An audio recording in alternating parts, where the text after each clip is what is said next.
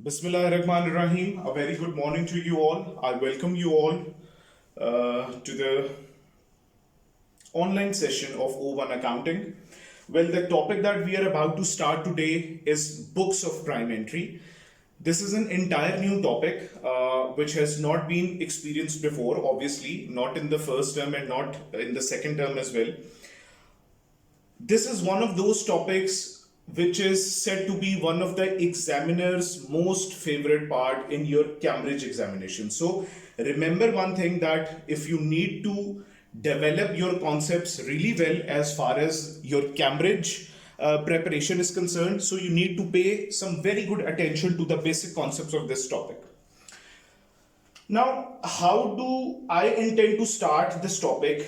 It's by going through the accounting cycle that we had studied. Okay, what was the accounting cycle all about? What happened first of all? That a transaction occurs. We have been studying this since right from the start of our O1s, that a transaction occurs. A transaction is then recorded in the general journal.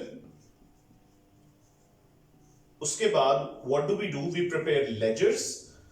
Ledgers के बाद we prepare a trial balance, और trial balance के बाद finally what do we prepare? We prepare financial statements.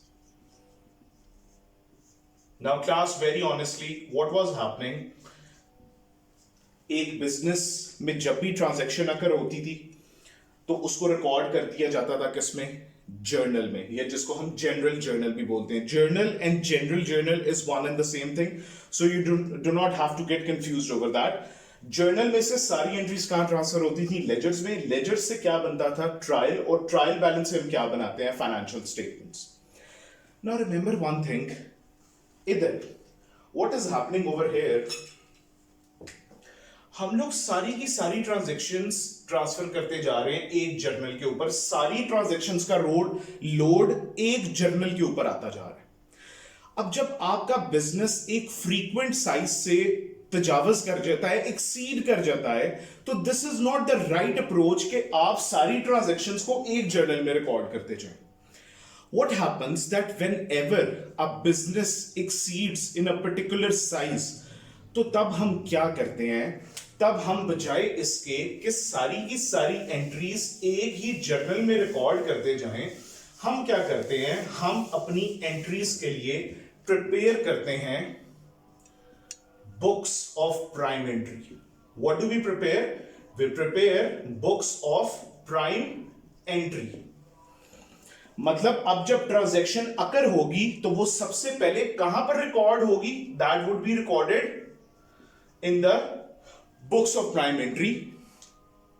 और ये books of prime entry जो बनाई जाती हैं, लेट मी टेल यू, ये कैटेगरीज के बेस पे बनाई जाती हैं. वो कैटेगरीज मैं आपको नेक्स्ट स्टेप पे एक्सप्लेन करूंगा कि what are those categories.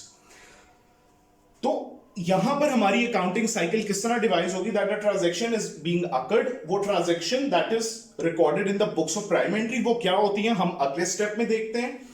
Books of prime entry से फिर हमारी सारी ट्रांजैक्शंस उसी स्टेप के अकॉर्डिंग कहां पर जाएंगी? लेजर्स में. लेजर्स से अगेन क्या बनेगा? आपका ट्रायल बैलेंस, और ट्रायल बैलेंस से आप फाइनली एंड पे क्या प्रिपेयर करेंगे? अपनी financial statements.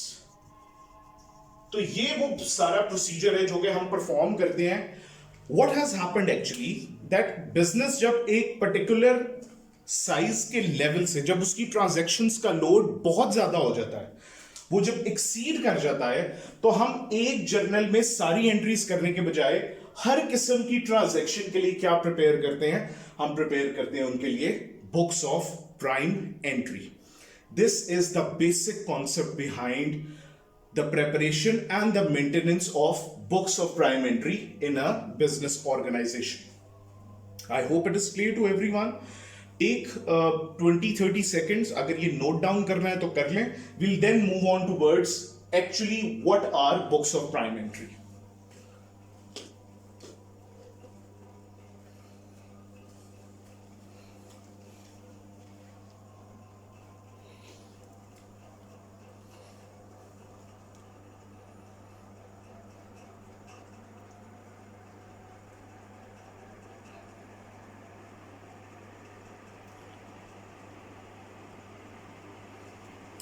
Well class, moving on towards the preparation of books of prime entry, let's have a look on it कि ये होती क्या है.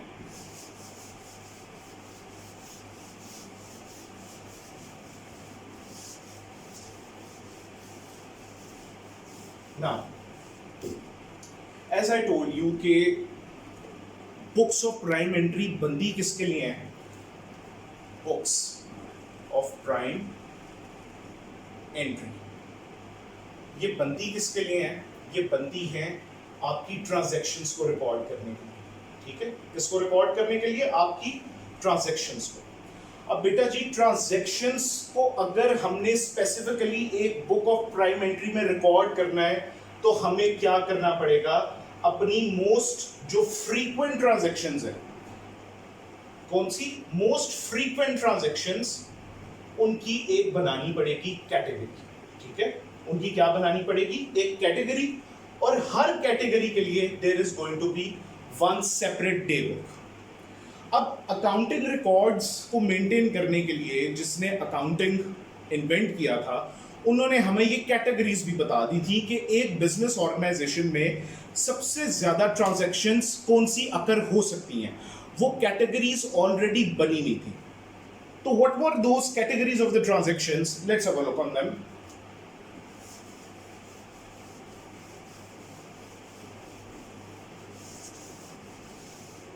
बेटा याद रखें, first of all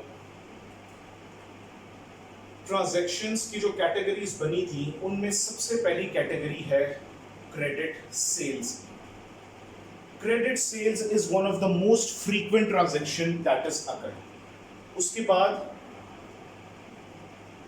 return inwards, जिसको हम in other words sales return भी बोल सकते हैं.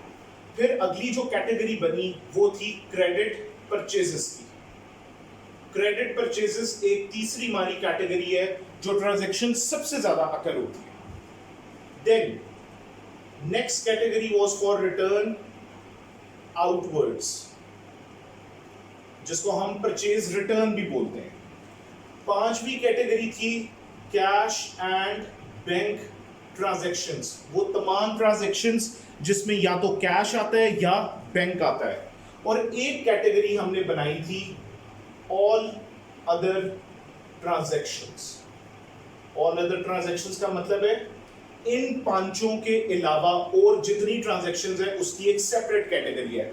So you can see on the board over here that transactions, as far as their categories are concerned, there are basically 6 categories of transactions. There are 6 categories. Now for all those categories, what do we have?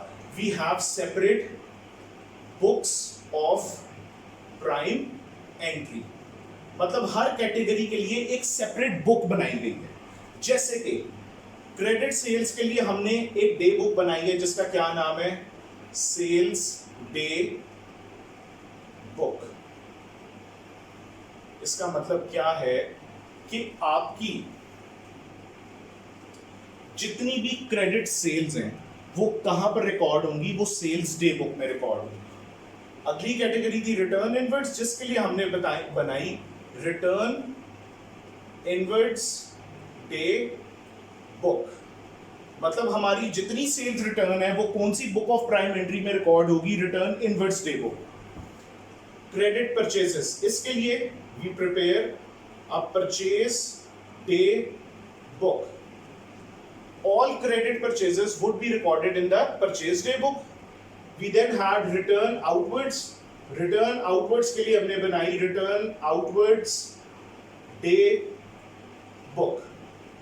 मतलब आपकी तमाम purchase return जिनको return outwards बोलते हैं, they would be recorded in the return outwards day book. Cash and bank के लिए हमने एक डे बुक बनाई जिसका नाम है कैश बुक.